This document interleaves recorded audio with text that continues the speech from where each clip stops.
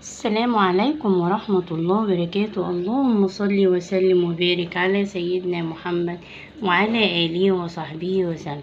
ازيكم يا حبايبي؟ عاملين ايه؟ يا رب دايما تكونوا بخير وصحة وسعادة يا رب ان شاء الله. النهاردة جاية لكم بوصفة جديدة، حلويات من وصفات المطبخ بطريقة جميلة جدا. يلا لو عندك لف جلاش قومي واعمليها بالطريقة الجميلة دي. طريقة جميلة جدا هتعجبك. تابعوا الخطوات.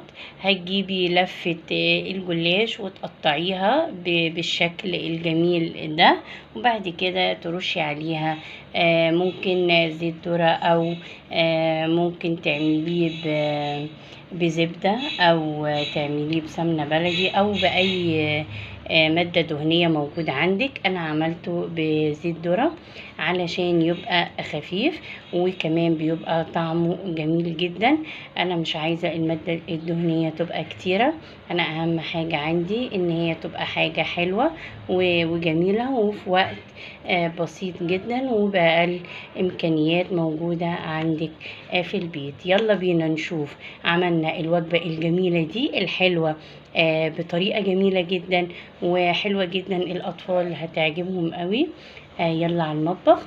استنوا قبل ما نروح، ما تنسوش تشتركوا في القناة وتفعلوا الجرس ولايك وشير علشان يوصل لكم مني كل جديد من إشعارات وصفات المطبخ. يلا بينا على المطبخ، يلا بينا.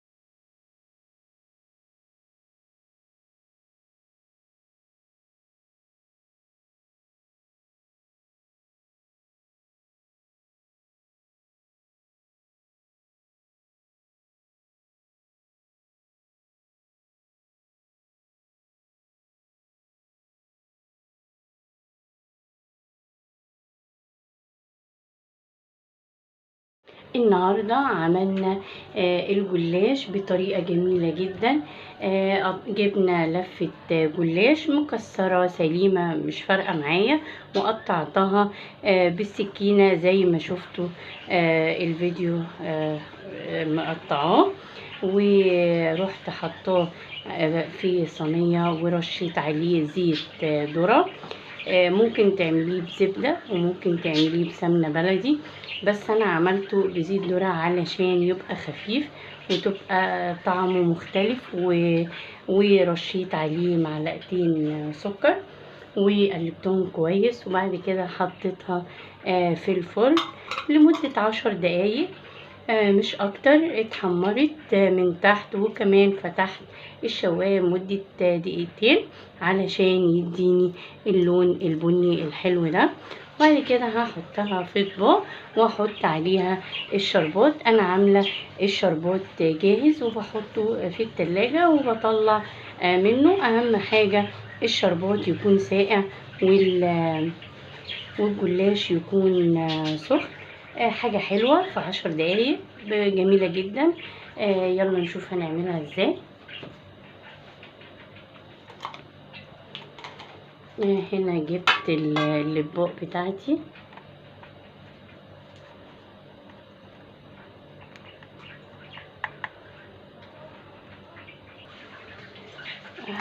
هاخد كده شايفين متحمص وجميل جدا، واروح حاطه في الطبق. ممكن برضو تحمري كنافة وبرضو تحطيها فوقيها، بتبقى جميلة جدا.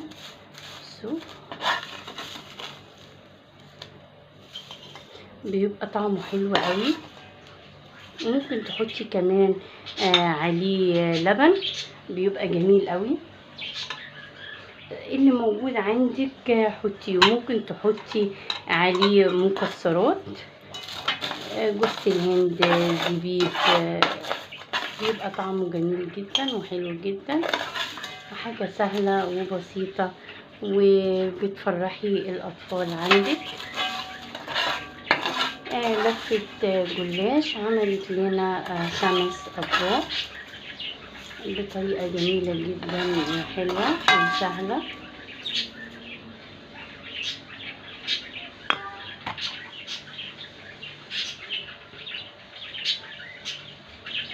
هاخد آخر حاجة بقى، وبعد كده هحط الشربات.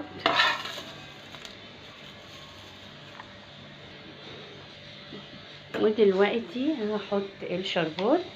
هي مسكرة بس الشربات تقيل ازاي وحلو. اعمليه وحطيه في التلاجة. تعملي اي حاجة حلوة، كنافة، جلاش، بسبوسة، يبقى عندك الشربات جاهز. هو اصلا كمان الجلاش مسكر عشان احنا حطينا معلقتين سكر. شايفين بقى الجمال والحلاوة. الجلاش ده الطبق ده بيتباع غالي جدا بره. انتي لو عملتيه في البيت مش هيكلفك 5 جنيه. شايفين الجمال والحلاوة. في 10 دقايق عملتي احلى طبق حلويات بطريقة جميلة جدا. ممكن تحطي عليه ايس كريم لما يبرد، بيبقى طعمه جميل جدا، او كريم شانتيه اللي موجود.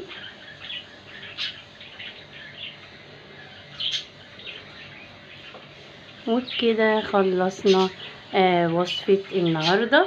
يا رب الوصفة تعجبكم. عملنا الطبق الحلو ده الجلاش بطريقة جميلة.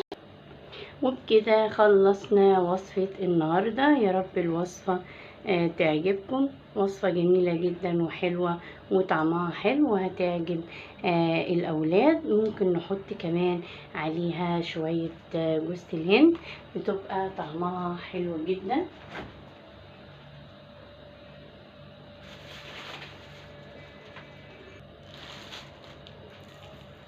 كده اي مكسرات لو موجودة كمان ممكن تحطيها، بس انا عندي جوز الهند حلوة وجميلة جدا، وبتخلي طعم الأكل حلو.